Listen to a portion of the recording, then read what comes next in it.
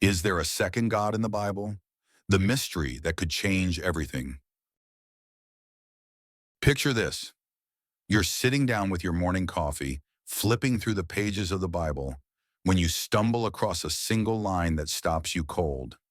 Let us make man in our image, God says in Genesis. United States, not me, not I. Us. Who was God talking to? If there's only one God, the Alpha and Omega, the creator of everything, then why does he speak as if he's not alone? I'll be honest. I grew up in a small town, going to church every Sunday, singing hymns and believing the Bible was crystal clear. One God, one truth. But that one word, us, sparked a question I couldn't shake. What if there's something more to the story? What if buried in the ancient words of Scripture, there's a mystery we've all overlooked? A truth so profound it could change the way we see faith, history, and even ourselves. Today we're going on a journey together, a journey through forgotten verses, ancient secrets, and questions that have puzzled scholars for centuries. We'll uncover clues that might point to a second divine presence in the Bible, and we'll ask, what does it mean for everything we believe? So grab a seat, maybe a notebook, and let's dive into this mystery, because trust me, you won't want to miss what's coming next.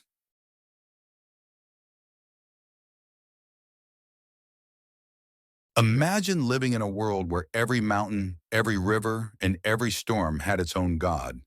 That's the world the ancient Israelites called home thousands of years ago. See, when we open the Bible today, it's easy to think the idea of one God was always the norm. But back then, the ancient Near East was a vibrant tapestry of gods and goddesses. Baal, the storm god, Asherah, the mother goddess, and El, the father of the divine council. These weren't just myths to the people around Israel. They were as real as the sunrise. To give you a sense of this, archaeologists digging in modern-day Israel found an ancient inscription at a site called Kuntalet Ajrud. It's a small piece of pottery, but it mentions something astonishing: Yahweh and his Asherah. Yes, you heard that right. Some early Israelites may have worshipped Yahweh, the God of the Bible, alongside a divine partner, a goddess named Asherah. This wasn't a mistake or a one-off. It shows that the journey to worshiping one God wasn't a straight line. It was a winding path through a world buzzing with divine beings. So what's the lesson here? The Bible isn't just a book of faith, it's a time machine. It captures the struggles, beliefs, and transformations of a people finding their way in a crowded spiritual world. Understanding this helps us see why certain verses in the Bible feel, well, a little strange. Like those moments when God says us instead of me. And that brings us to our next stop. If the Israelites lived in a world of many gods, why does the Bible sometimes sound like God wasn't alone when he spoke? Let's dive into those mysterious verses and find out who he might have been talking to.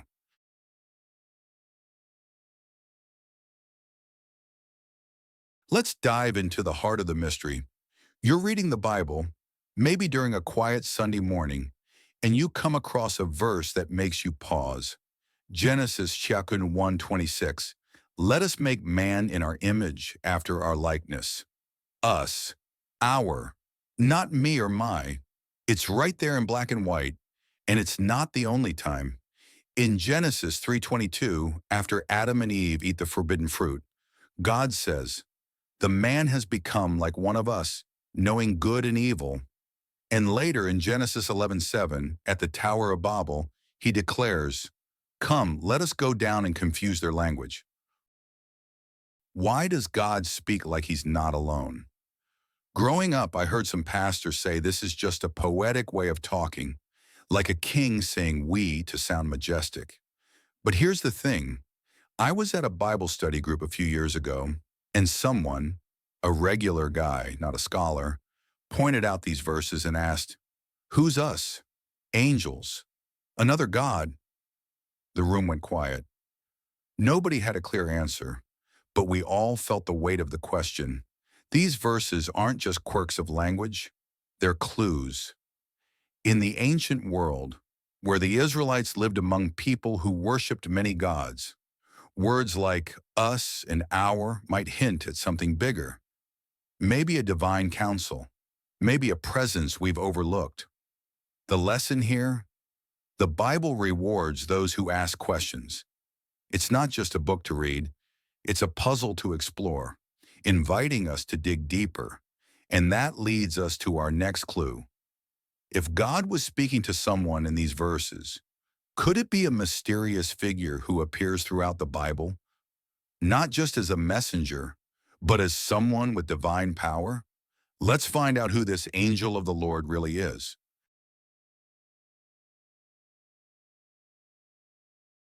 Now let's follow the trail of this mystery a little deeper.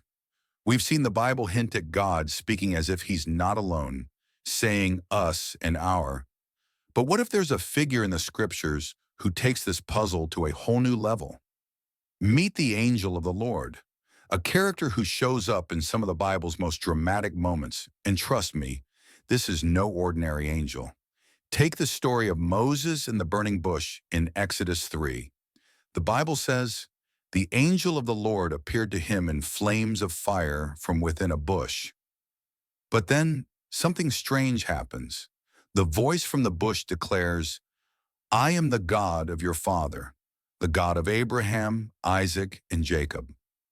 Moses hides his face, terrified, because he believes he's standing before God himself. Wait a minute, an angel who speaks as God? That's not all. In Genesis 22, when Abraham is about to sacrifice his son Isaac, the angel of the Lord stops him and says, "You have not withheld your son from me." Me, not God, but me, as if the angel is the one receiving the sacrifice. I remember sitting in a church small group last summer, and we were discussing these stories. One woman, a school teacher, raised her hand and said, "If this angel is just a messenger, why does he act like he's God?" It was a question that stuck with me. The angel of the Lord doesn't just deliver messages.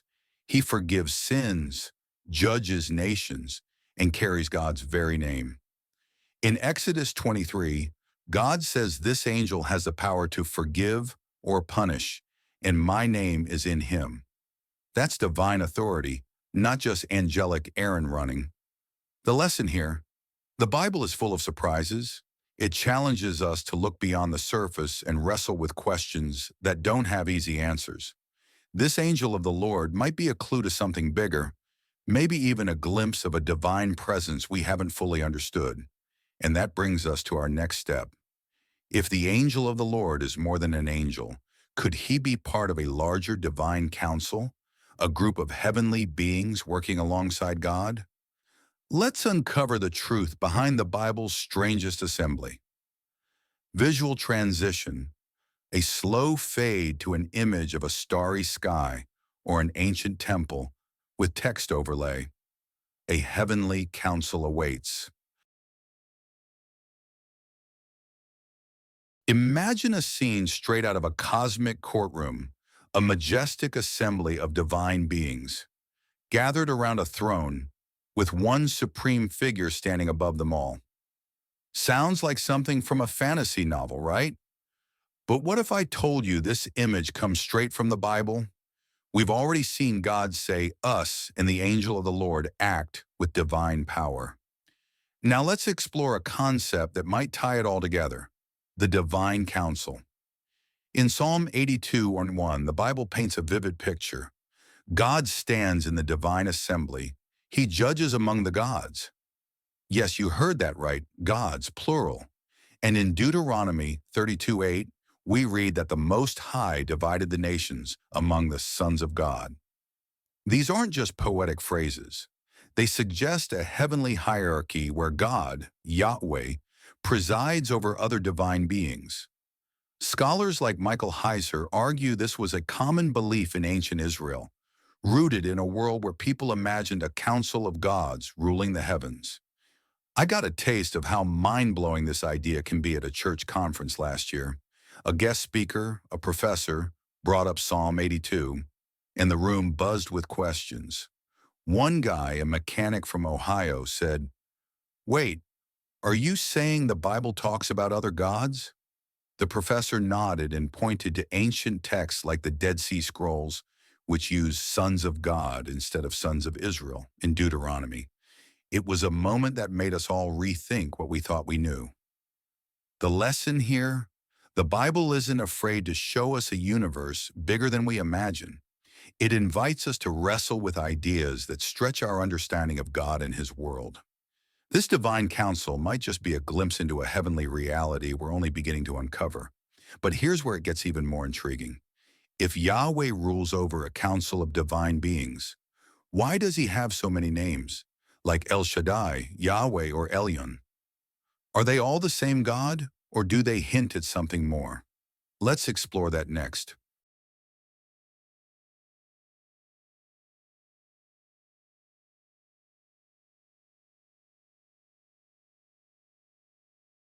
Let's take a moment to step into the ancient world of the Bible, where names weren't just labels, they were windows into someone's very essence. We've uncovered hints of a divine counsel and a mysterious angel of the Lord. But now, we're about to explore something that might tie it all together: the names of God. In the Bible, God isn't just called God.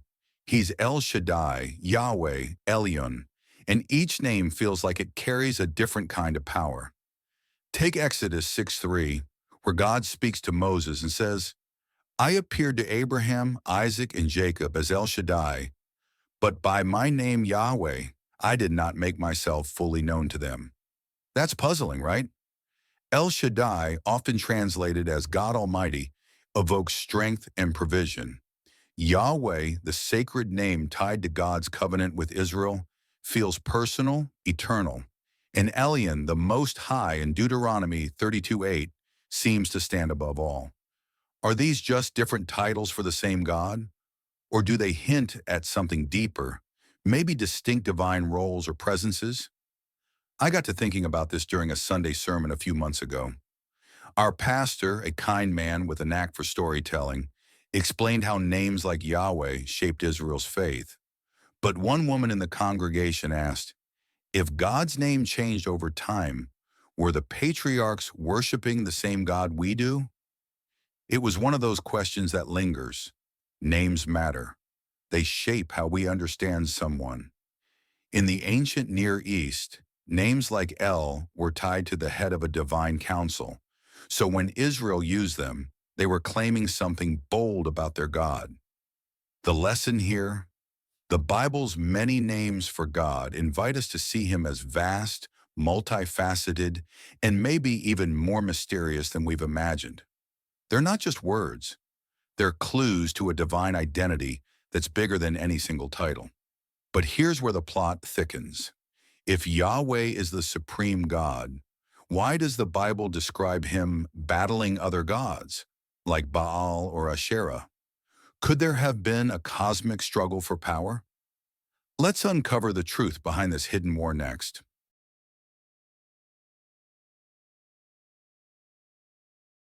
Picture a battlefield, not of swords and shields, but of divine powers clashing in the heavens.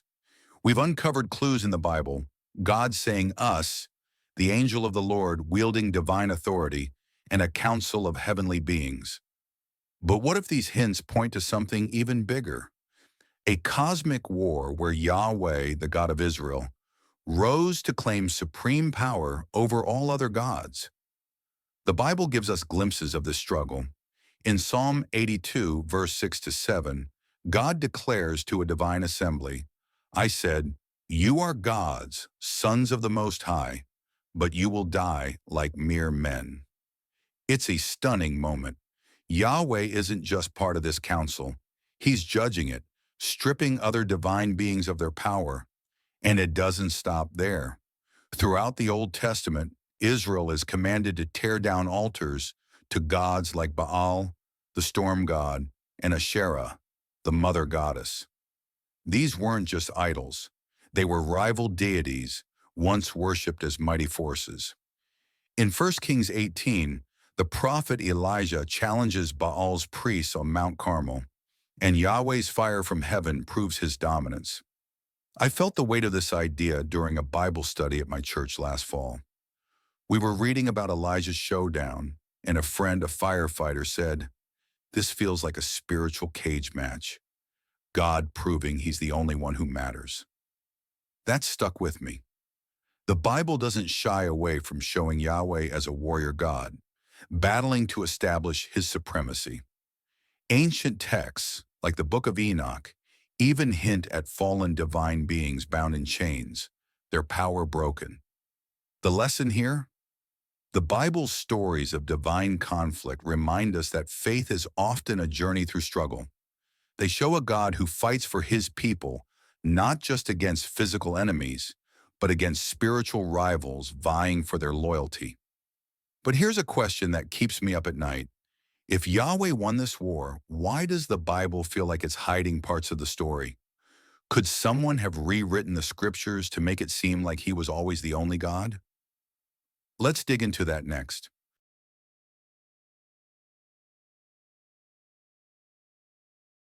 Let's imagine we're sitting around a campfire, piecing together an ancient puzzle. We've uncovered clues in the Bible. God saying us, a divine council, and a war against rival gods. But what if the story we read today isn't exactly the one told thousands of years ago? What if someone, long ago, reshaped the Bible to make Yahweh the only God, erasing traces of a more complex past? Here's what history tells us. Around 586 BCE, the Babylonians destroyed Jerusalem, and the Israelites were exiled to Babylon.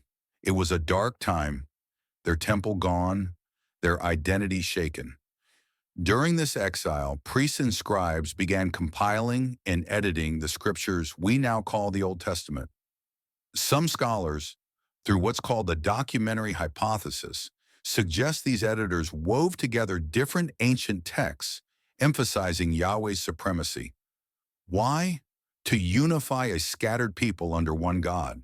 Passages like Deuteronomy 32:8, which once spoke of sons of God dividing the nations, were softened in later versions to say sons of Israel instead, downplaying the idea of other divine beings. I felt the impact of this idea at a book club last year. We were discussing a history of the Bible, and one member, a librarian, said, "It's like the Bible was a living document, shaped by people trying to make sense of their world." That hit home. These editors weren't trying to deceive. They were preserving faith in a time of crisis. But in doing so, they may have smoothed over the rough edges of a messier, divine story. The lesson here? The Bible is a human story as much as a divine one. It's a tapestry woven by people navigating faith, loss, and hope, and that makes its mysteries even more compelling. But if the Bible story was rewritten, what does that mean for us today? How do these ancient debates about gods and councils shape our modern faith and world? Let's explore that next.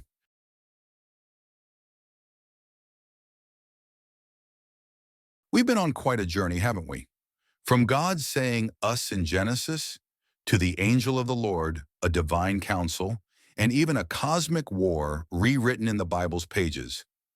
But you might be wondering, why does any of this matter today? How does a 3,000-year-old mystery about gods and councils affect our lives in 2025? Let's bring it home. These ancient questions are more relevant than you might think. They challenge us to wrestle with the nature of faith and the stories we hold dear. Take the Dead Sea Scrolls, for example. Discovered in the 1940s, they've sparked global fascination, with documentaries on the History Channel drawing millions of viewers. Why? Because people today, just like you and me, are hungry to understand the roots of our beliefs. These scrolls, with their references to sons of God, remind us that the Bible story is complex, layered, and still sparking debates in churches, universities, and even online forums. I saw this curiosity firsthand at a community coffee shop discussion last month.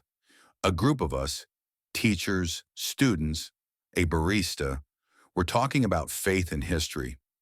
One guy, a software engineer, said, "Learning about the Bible's mysteries makes me feel like I'm part of something bigger, like I'm connected to ancient people asking the same questions I am."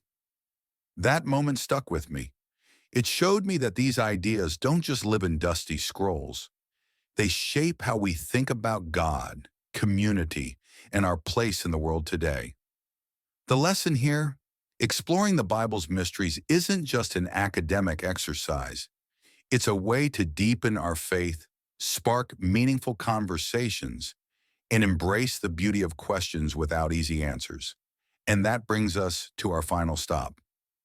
If these ancient mysteries still resonate today, what happens when we confront the biggest question of all?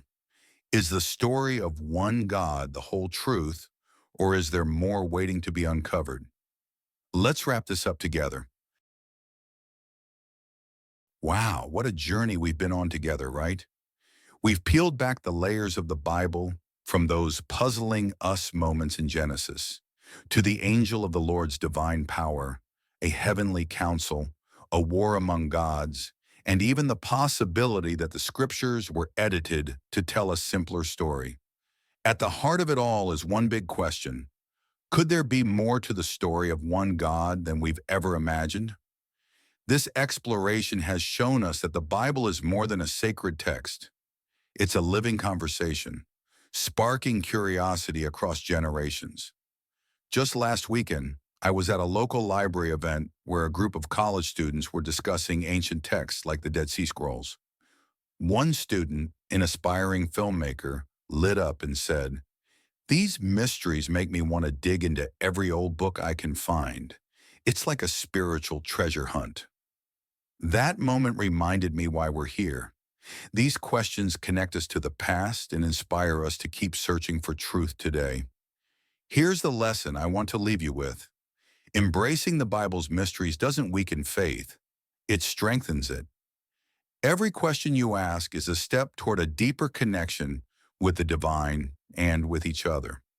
So let's keep this conversation going. What do you think? Does the Bible hint at a second divine presence, or is it all just ancient poetry? Drop your thoughts in the comments, share this video with someone who loves a good mystery, and hit that subscribe button to join us for more, because we're not done yet. And here's something to ponder. If the Bible story was shaped to focus on one God, what other ancient truths are still out there, waiting to be rediscovered? In our next video, we'll dive into the forgotten gods of the ancient world. Trust me, you won't want to miss it.